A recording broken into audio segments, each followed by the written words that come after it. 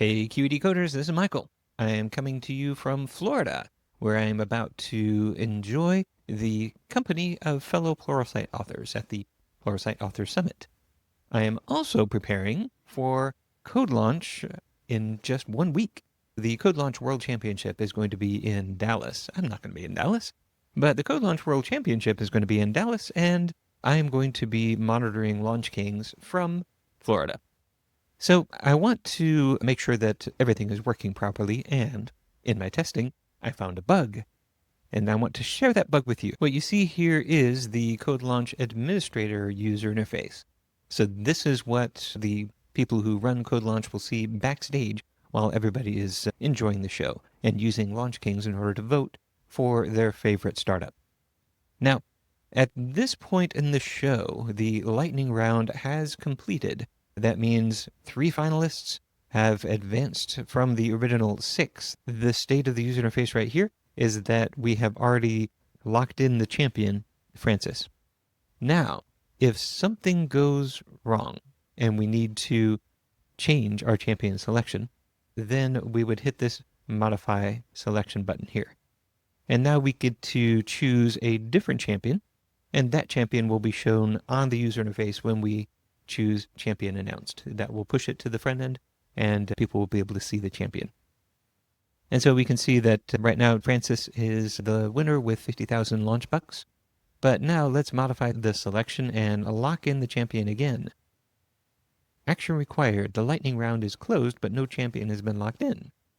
You must select and lock in the champion before announcing the winner. And the champion announced button is now disabled. You can't advance to the champion section of the application. Okay, well, let's select a champion again. All right, so lock in that champion. It's still stuck in this stage, and we're not able to advance to the next section. If you were to refresh the application, that would unlock things, and it has saved those previous inputs, and so now we can advance to champion announced. But there was a bug that prevented us from knowing that before we refreshed the application. Now let me show you that bug. Let's dive into the code using the developer tools, and then we can see exactly what is happening inside of this application. In here, I've got the validation utils. This is how I'm going to check to see if the champion is locked in. This is the code that is checking to see, do I have a champion? And then if I do, it's going to allow me to move forward to champion announced. So this is the function that's returning false for some reason.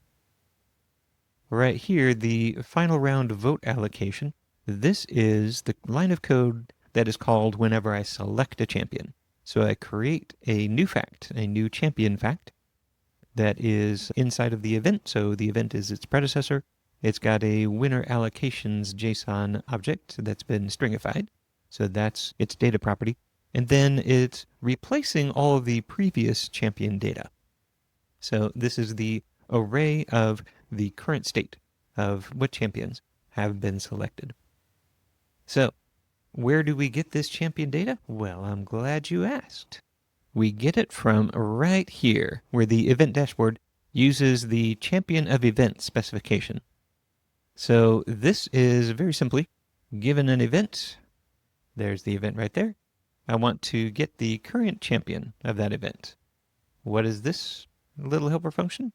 Well, this is give me all of the successors champion that point to that particular event, and give me the ones where there does not exist a successor to that champion, also of type champion, that being the next one, where next prior contains this one. So what is all that? That is the mutable property pattern. That is saying I am looking for the champion that's at the end of this chain, where each one points back to its prior champion. So if I take a look back at this code right here, you'll see that every time I'm creating a champion within that event, that lines up with this champion event right here. So I'm only looking for the champions in that event. I am also creating this array of champion data as its prior. So that's what prior is. So prior is the list of all champion data facts that I am replacing. And then remember, champion data comes from this specification right here. So that will give me the champion data. All right, that's just a collection of champion facts because I don't have an additional select here. So I'm just getting those champion facts. So what I want to do is I want to trigger the bug and I want to create this new champion fact and see exactly what happens. Let's start out by taking a look here at is champion locked in? What does it currently look like? There we go. We've got champion data. We can see it's an array of something. What is it? Here it is. It's an array containing only one object, and that is a code launch event champion. So that's a fact. That is the champion fact. Here is the event. That is its predecessor. Here is the prior array, which is an array containing only one fact, the previous version of this champion data. And here is the allocation. So index 1 allocation 0, index 3 allocation 0, index 5 allocation 50,000. So we've recorded the user input in that JSON object and then put that all into a fact so that we can keep track of the most recent version using the mutable property pattern. So if my champion data is not null and its length is greater than 0, then that means that I have selected a champion. And so this will return true. Now, let's go ahead and modify this selection and see what happens. Once I modify the selection and lock in a champion, I'm going to create that brand new fact where champion data is this array of one element, just like I saw before. Here's my event. Here's my winner allocation JSON. Let's lock it in and see what happens. Here we have a champion data, which is an empty array. So this is the state that says, okay, we have champion data, but it's an empty array. Its length is 0. So that means that we have not locked in a champion. And so this is going to give us this error message and say that we have to select a champion again. So this is the bug. How are we getting an empty champion data in this function here? What I want to do here is take a look at what's happening inside of the use specification function. I want to know how use specification gave me back an empty champion data. How did all that occur? So what we do inside of use specification is we call j.watch. So given this specification and a starting point, every time I get back a projection, what I'm going to do is add that to this list. So let me go ahead and set a breakpoint here so I can see what I'm going to add to that list. Then furthermore, when I get down here, I'm going to remove from that list of specifications the element that was just removed. So watch takes a callback. That callback takes a projection, the thing that comes back from the specification. In this case, the projection is the champion fact itself. That's the thing we're selecting from the specification. So that's what gets added to this projections list.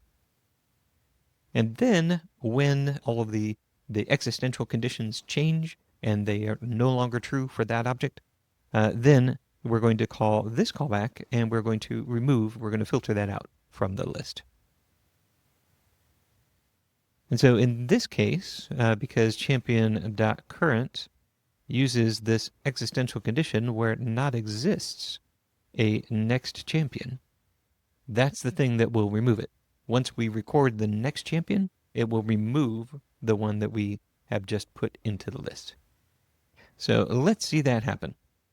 I will come in here and select champion, lock in. That's going to create my fact.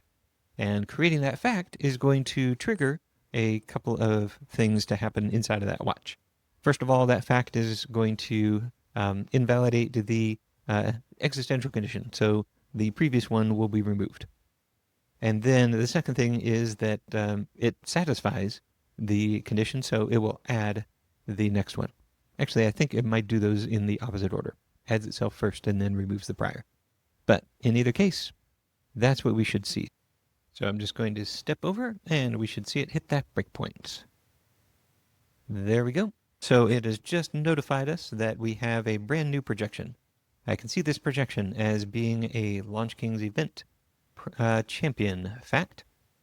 And we've got our champion allocation JSON. We've got our event. We've got the single prior that we're trying to replace. So that is good. So now this is going to, let me go ahead and set a breakpoint inside of here and step over. That way we can see what is the list that it's replacing. It's got a list containing one element. That's the champion that we are currently looking at that we want to now replace. That's the allocation fact itself. So here's our champion fact. We are adding this brand new champion fact to it.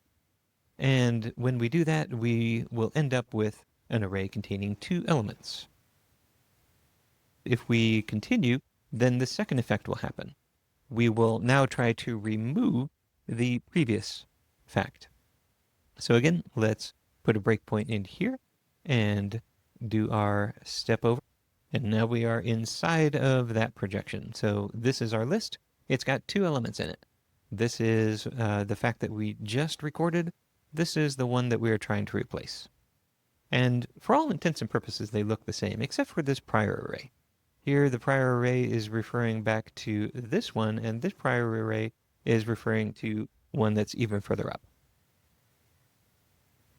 And so now at this point, we are going to try to remove the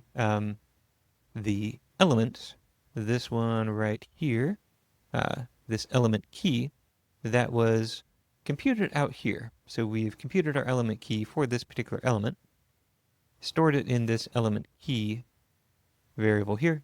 And so that is supposed to be the only one in this list that has that particular key. Now, spoiler, it's not the only one that has that particular key, as we shall see when we try to dive in and see how it's going to compute the element key. Here we are computing the element key. So we've got our element, which is our champion fact. And we are going to compute an object hash. Now, in order to compute an object hash, we see, okay, well, first of all, only if it is an object. And then we take just the parts that are immutable. And what I mean by that is I want just the parts that are not arrays.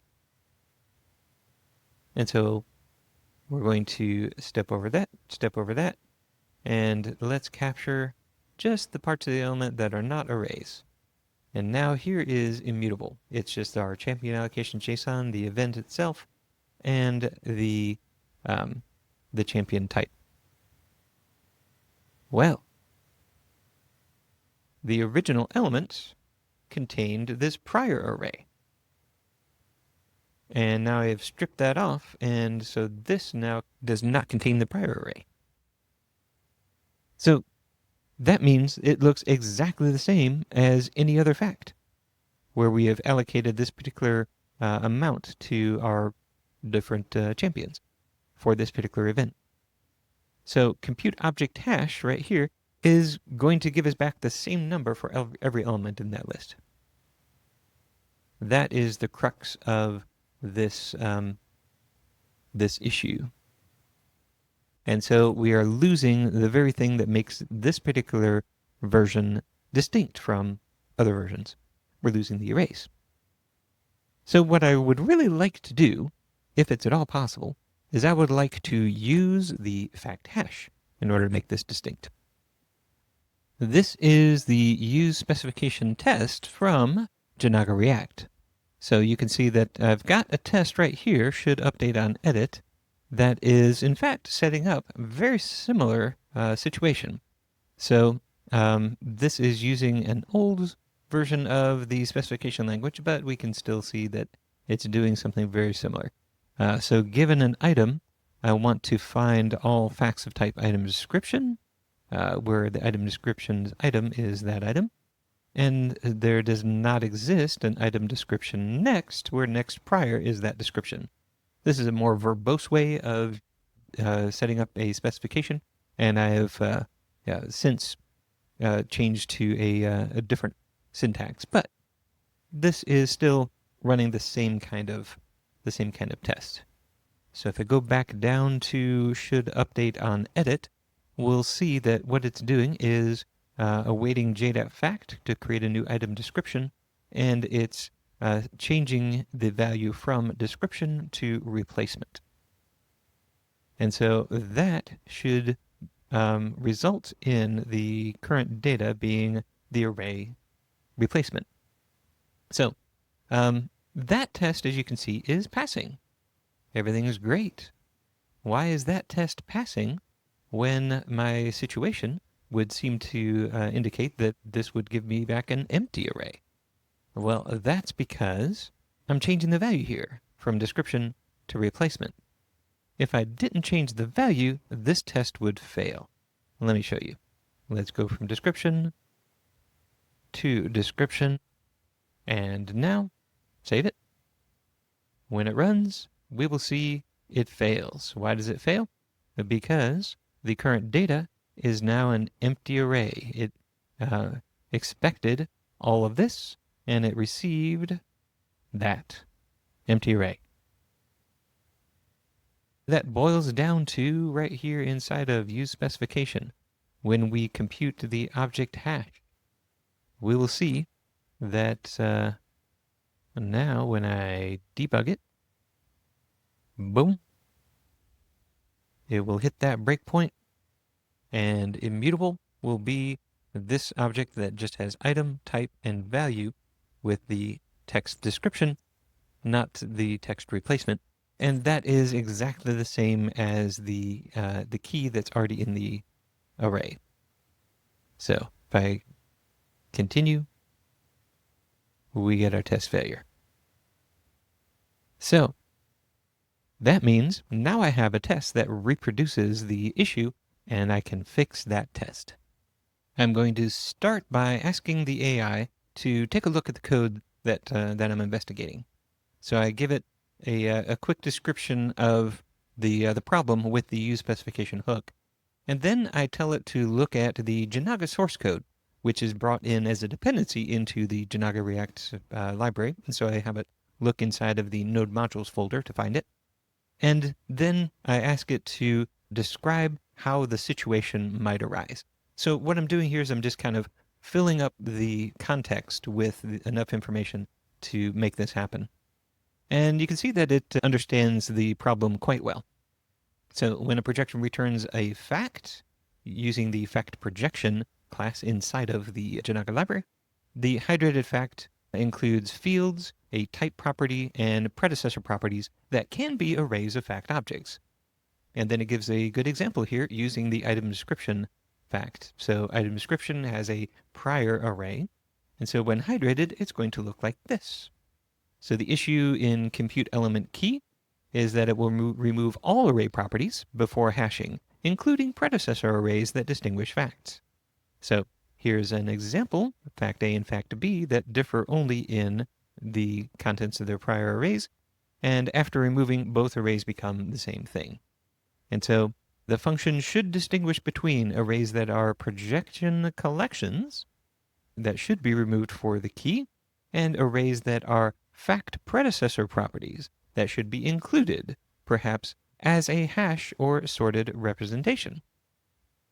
And so now I want to guide the AI toward the solution that I want it to implement. So this was my solution here. I asked, how can facts be differentiated from other kinds of projections? Can we use a symbol that is populated by the fact projection, the very same class that it identified earlier as the thing that does this? And if we can differentiate facts, how can we use the fact hash as part of the element key? And so it did that research. It found that the fact projection hydrates facts, which produces a type property, a hash symbol property, and then all of the predecessor properties and the fields. So that means that, and these others do not do that. So the others don't have a hash symbol. And so now I can use the hash symbol, which is a symbol in the JavaScript sense. And so this object has a hash symbol, and then we can use the lookup hash function in order to retrieve it. So the solution, when we want to compute the element key, then if it is a fact, then we will get the fact hash. Otherwise, we'll go through the regular path. Now, I'm going to switch to plan mode and have it write a plan for that fix. And here's our plan. So the compute element key function removes all array properties before hashing, which causes collisions. The solution, use the facts hash available via hash symbol directly as the element key. So first we are going to import hash symbol from Jinaga. It is not exported directly, but you can find it in dist fact hydrate. So maybe I will, in a future version, make that an explicit export. But then we create a helper function that we are going to use in order to get the fact hash and then see if this is a fact. We'll modify compute element key and then update the function signature and comments. And then all existing tests should continue to pass. Perfect. We have a failing test, which is going to verify that the fix is good. So let's have it build and see if it's able to fix this problem for us. So it says it has finished. Let's review. We can see we've got our get fact hash helper function is fact. We have changed the compute element key to add this preamble here to check if it's a fact and then just get the fact hash. Now, it didn't actually run any of the tests, so let me tell it to run the tests. Now it says one test is failing. That is, in fact, the very test that we were trying to succeed.